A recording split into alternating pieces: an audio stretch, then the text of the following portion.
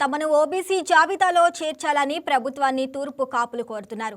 కాకినాడ జిల్లా ప్రత్తిపాడు నియోజకవర్గం పరిధిలో పలువురు తూర్పు కాపులు ఎమ్మెల్యే సత్యప్రభకు వినతి పత్రం అందజేశారు.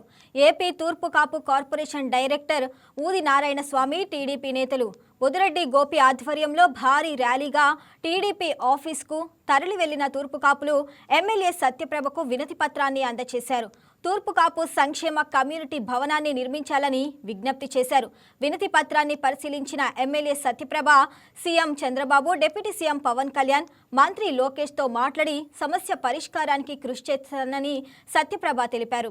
రాజ్యసభ సభ్యుడు సతీష్ దృష్టికి కూడా విషయాన్ని తీసుకువెళతామన్నారు. ఎల్ఎస్రు నగర పంచాయతీ నుంచి తూర్పు కాపు సోదరులు, పెద్దలు అందరూ కలిసి నా దగ్గరికి రావడం జరిగింది. ఏదైతే వారు ఎన్నో ఏళ్ళుగా ఈ రిజర్వేషన్ సంబంధించి ఓబీసీ రిజర్వేషన్ సర్టిఫికెట్స్ గురించి వారికి ఉన్న సమస్య, దాని వల్ల వారు ఫేస్ చేస్తున్న ఇబ్బందుల్ని నాకు చెప్పడం జరిగింది. అంతేకాదు నగర పంచాయతీలో ఈ కమ్యూనిటీకి సంబంధించి వారందరూ కూర్చుని ఏమన్నా మాట్లాడుకోవడానికైనా, ఏదైనా కార్యక్రమం చేసుకోవడానికైనా మా తరపున మాకు ఒక కమ్యూనిటీ హాల్ లేదమ్మా ఇప్పటి వరకు అని కూడా నాకు చెప్పడం జరిగింది. ఏదైతే మొట్టమొదటిగా ఈ ఓబీసీ దాని గురించి ఖచ్చితంగా నేను వారికి ఒక మాట ఇవ్వడం జరిగింది. ఏంటంటే దాన్ని తప్పకుండా రేపు అసెంబ్లీలో దీనికి సంబంధించిన ఈ ఓబీసీ సర్టిఫికెట్ సంబంధించిన ఇబ్బందుల గురించి అసెంబ్లీలో గలం విప్పుతాను.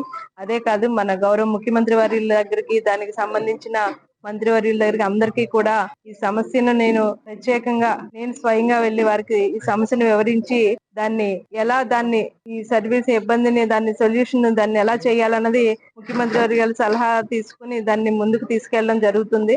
అంతేకాదు మన ఎంపీ గారు, రాజ్యసభ సభ్యులు ఎంపీ గారు పెద్దలు సానా సతీష్ గారి దగ్గరికి కూడా నేను ఈ సమస్యను తీసుకువెళ్లి, వారు వచ్చినప్పుడు ఈ సమస్యను తీసుకువెళ్లి వారి దగ్గరికి వివరించి సెంట్రల్ లో కూడా దీని నుంచి మనకి ఎలా ఈ సమస్యను పరిష్కరించడానికి సెంట్రల్ నుంచి కూడా చేయవలసిన పద్ధతుల్ని, ఆ జీవోల్ని అది కూడా దాన్ని వారికి వివరించి వారి ద్వారా కూడా ఈ సమస్యను పరిశీలించడానికి ముందుకు వెళ్తానని ఈ సందర్భంగా తెలియజేసుకుంటున్నాను.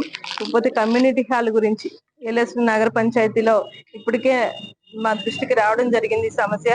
దానికి సంబంధించి అక్కడ కమ్యూనిటీ హాల్ కి సంబంధించి ఒక స్థలాన్ని అన్నది ముందుగా ఎక్కడ వీలుగా ఉందో అది అంతా చూసుకుని ఆ స్థలాన్ని కేటాయించి రాబోయే కాలంలో దీన్ని కూడా, ఈ సమస్యను కూడా కమ్యూనిటీ హాల్ తప్పకుండా ఏర్పాటు చేస్తానని చెప్పి ఈ సందర్భంగా తెలియజేసుకుంటూ మరొకసారి వారందరికీ కూడా ధన్యవాదాలు తెలియజేసుకుంటూ సెలవు. ఈరోజు ఈ వీడియో మీకు నచ్చినట్లయితే లైక్ కొట్టి షేర్ చేసి వైకే టీవీని సబ్స్క్రైబ్ చేసుకోండి.